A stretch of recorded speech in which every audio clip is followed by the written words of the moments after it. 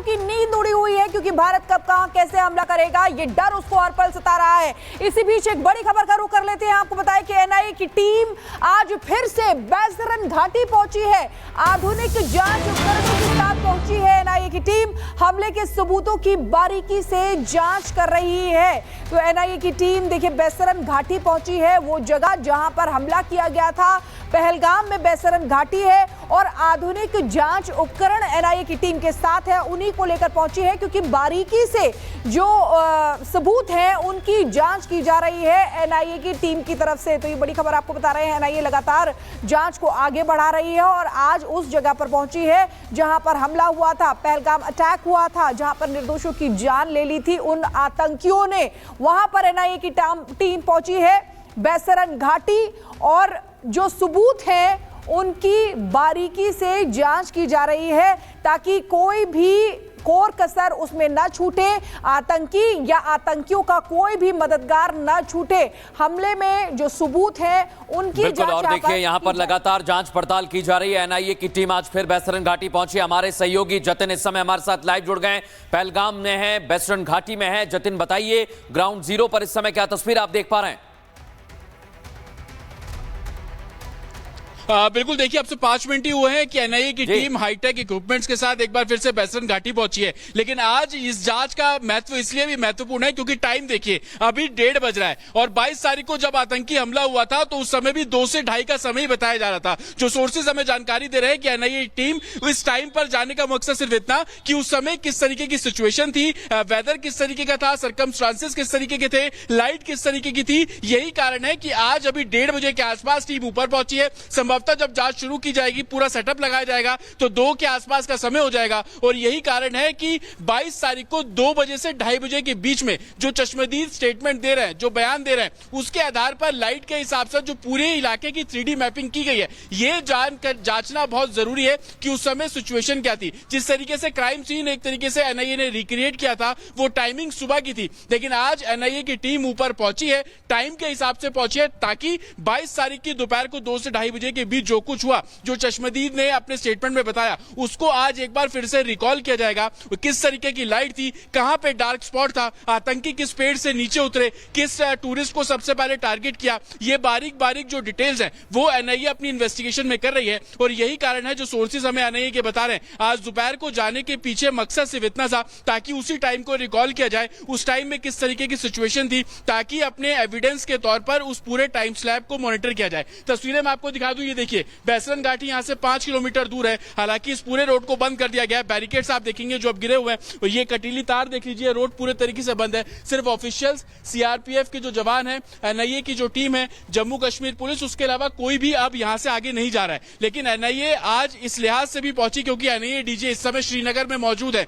वहां पर वो हाई लेवल मीटिंग कर रहे हैं, तमाम सीनियर ऑफिसर से मिल रहे हैं। लेकिन 1:30 बजे एनआईए की टीम का बैसरन घाटी पहुंचने का मकसद सिर्फ इतना कि 22 तारीख के टाइम को रिकॉल किया जाए, 22 तारीख को किस तरीके की सिचुएशन थी, क्या सर्कमस्टांसेस है, वो तमाम जानकारी जो है वो जुटाई जा रही है। सबसे बड़ा सवाल अभी एनआईए के सामने यही बना हुआ है कि आतंकी किस रूट से इस बैसरन घाटी में दाखिल हुए और किस रूट से इस बैसरन घाटी से निकले। और यही कारण है कि आज दोपहर पहुंचने का मकसद सिर्फ इतना था ताकि उस समय के डार्क स्पॉट जो थे उसको कहीं ना कहीं आइडेंटिफाई किया जाए। 3D लेजर मैपिंग के जरिए जो इस पूरे जंगल का इलाका कंप्यूटराइज निकाला एनआईए ने, उसके तहत भी तमाम एविडेंस को कलेक्ट जो है वो किया जा रहा है। तस्वीरें मैं आपको दिखा रहा हूं, घना जंगल आप देख रहे हैं, दोपहर का समय है, लेकिन काफी ऐसे स्पॉट है जो बेहद डार्क है, जो हाइड आउट हो सकते हैं, जिसका फायदा आतंकी संभवतः उठाते रहे होंगे। इस तरीके के रॉक्स आपको अलग अलग जगहों पर इस बैसरन घाटी में नजर आ जाएंगे। हालांकि रॉक्स जो है वो कई जगह पर ऐसी है, पूरी ग्रीनरी आपको समझ में ही नहीं आएगा कि वो मैदानी इलाका है, चट्टान है, क्योंकि पहाड़ हमेशा ऊपर की तरफ स्लैंटिंग होते हैं। तो कहीं ना कहीं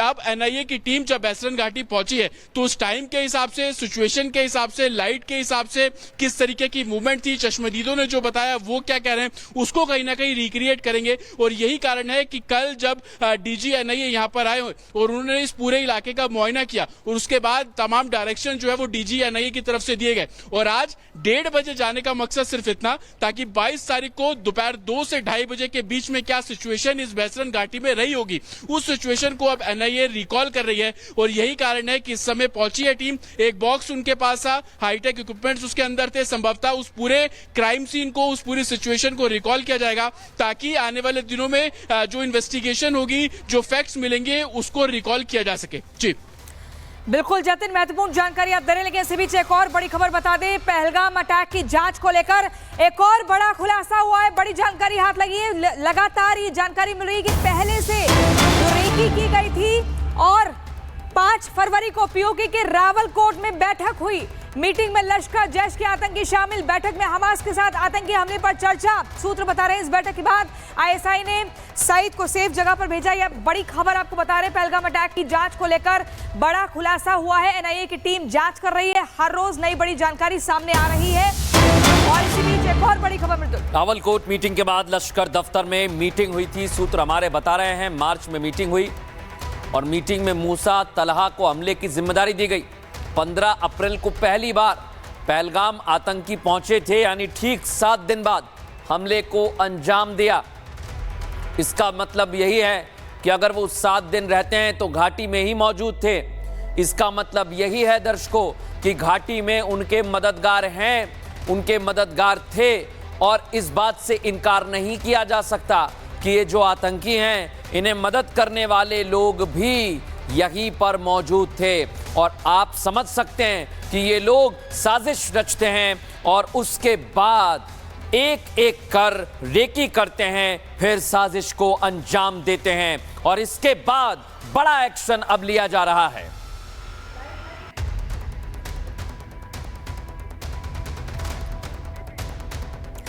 देखिए, बैसरन घाटी में हमला करने वाले आतंकियों ने श्रीनगर की लेवेंडर पार्क की भी रेकी की थी, लेकिन भागने का सटीक रास्ता ना होने की वजह से इस पार्क में हमला नहीं किया गया। इसी लेवेंडर पार्क से आपको एक ग्राउंड जीरो से रिपोर्ट दिखाते हैं। 22 अप्रैल को आतंकियों ने बैसारन घाटी पहलगाम की, जिसे खून से लाल कर दिया था। लेकिन आतंकी कैसे पूरी साजिश रच रहे थे, आखिर कौन कौन से वो ठिकाने थे, कौन सी वो वैली थी जो आतंकियों ने निशाना जो है टारगेट पर थे। उनमें से एक है लेवेंडर पार्क। बैसारन घाटी की क्योंकि रेकी की गई थी, इसके अलावा बेताब घाटी, आरू घाटी की हम यहां पर बात करें, उनमें से एक है ये लेवेंडर पार्क, जिसकी भी रेकी आतंकियों ने यहां पर की थी। और सबसे बड़ी बात यह है कि आखिर लेवेंडर पार्क को क्यों निशाने के लिए यहां पर नहीं चुना गया, उसकी भी मैं सबसे पहले आपको तस्दीक यहां पर करता हूं। आपको बताता हूं कि इसके पीछे आखिर क्या कुछ जो है वो वजह रही है। ये टिकट काउंटर है, जहां से क्योंकि आम दिनों के वक्त में जब टूरिस्ट जो बड़ी संख्या में यहां पर पहुंचते हैं, उनके वो यहां से टिकट लेते हैं और उसके बाद लोग यहां पर इकट्ठा होते हैं। यहां अलग अलग एक्टिविटीज जो हैं उसमें वो यहां पर हिस्सा लेते हैं। लेकिन लेवेंडर पार्क को छोड़ दिया जाता है क्योंकि ये क्यों आतंकियों के लिए मुफीद जगह नहीं थी। सबसे पहले आप ये पूरी वॉल देखिए, ये पूरी तरीके से ये बंद है। कटीले तारों से इस पूरे रास्ते को जो है वो बंद किया गया है। और दूसरी तरफ आप देखेंगे तो एक गहरा नाला है ये पूरा, जिसे क्रॉस करना इतना आसान जो है वो आतंकियों के लिए नहीं था। जो जानकारियां इस वक्त मिल रही हैं एनआईए क्योंकि लगातार अलग अलग लोगों से पूछताछ कर रही है और जो अभी तक कड़ियां जुड़ रही हैं, उसमें आप देखिए, इस पार्क को भी मैं थोड़ा अंदर से आपको दिखाऊं, जिसमें आपको दिखेगा कि आखिर ये बड़ा पूरा एरिया है जहां पर टूरिस्ट आम दिनों के वक्त में आते हैं। भीड़ अच्छी खासी यहां पर रहती है और इसे टारगेट करने का भी जो प्लान है वो आतंकियों की तरफ से बनाया गया था। ठीक लेवेंडर पार्क के सामने आप जो पूरी पहाड़ की चोटी देख रहे हैं, इरफान दिखाएंगे आपको ये पहाड़ की चोटी, क्योंकि बैसारन घाटी का यही रास्ता भी है। इस बैसारन घाटी जहां पर यह पूरा हत्याकांड आतंकियों की तरफ से अंजाम दिया गया। लेकिन दूसरी तरफ लेवेंडर पार्क को अगर आप यहां पर देखेंगे तो ये आगे की तरफ इसके नदी है। थोड़ा सा राइट में अगर मैं यहां पर तस्वीर आपको दिखाऊं, ये नदी का रास्ता है जिससे पार करना जो है वह आसान नहीं है। और पीछे की तरफ अगर जो है वो अनंतनाग का पूरा इलाका है जहां से भागना उनके लिए मुफीद नहीं था। दूसरी तरफ आप लेवेंडर पार्क के अगर दूसरा हिस्सा अगर मैं आपको दिखाऊं तो ये बैसारन घाटी का वो रास्ता है जिसे पूरा क्रॉस करना पड़ता। और इसीलिए जो यहां पर रेकी आतंकियों को करवा रहे थे, उनकी तरफ से बैसारन घाटी को जो है वो टारगेट करने की सलाह दी गई थी, जो रेकी यहां पर करवा रहे थे, जो ओवरग्राउंड यहां पर वर्कर थे। और दूसरी तरफ अगर इरफान थोड़ा लेफ्ट की तरफ दिखाएं, ये जो दरवाजा आप देख रहे हैं लेवेंडर पार्क का, थोड़ा सा इरफान हम नीचे जाएंगे, थोड़ा सा एक बार फिर से आप ये जो लेवेंडर पार्क का